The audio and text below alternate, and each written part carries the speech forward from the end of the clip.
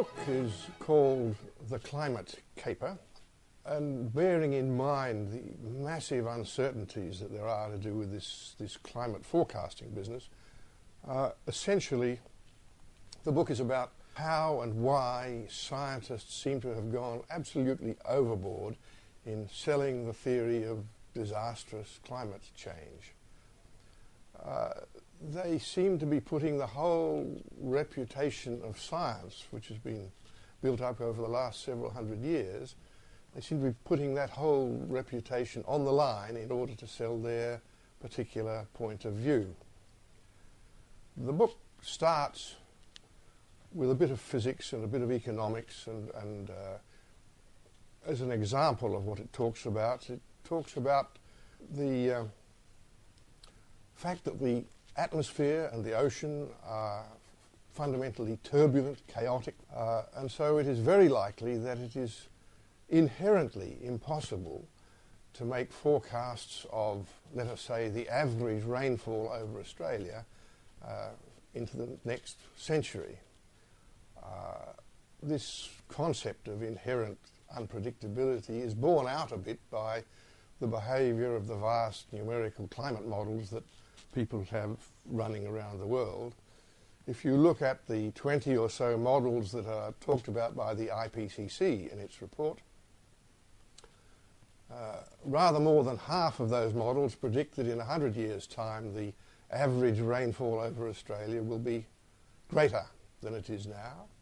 Somewhat less than half of those models predict that the rainfall will be less than it is now. And what's more to the point, if you run some of these models again with very small changes in the initial conditions, then you get entirely different answers about the rainfall over any particular spot on the face of the Earth. It's interesting that the model, the Australian CSIRO model,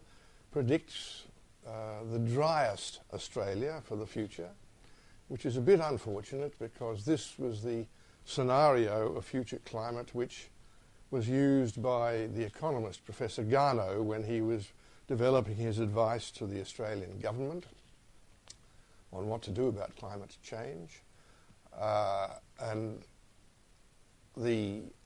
emissions trading bill that is currently before Parliament is based on that advice, and so it's a bit sad because it's possible that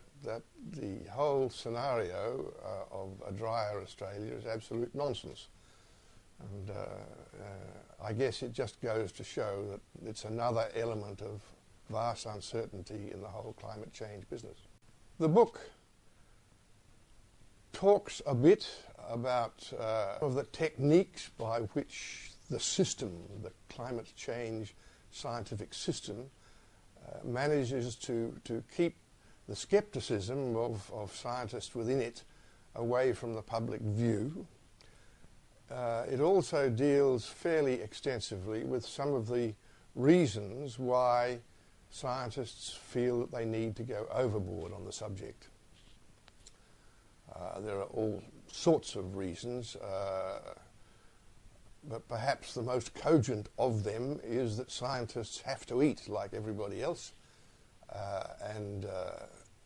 so they know perfectly well that it can affect one's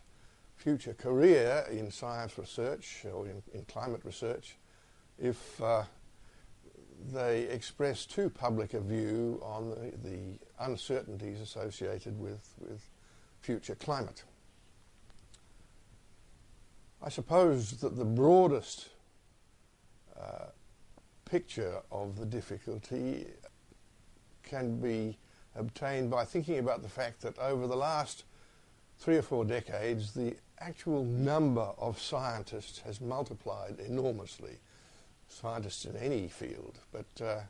as a consequence of that, the old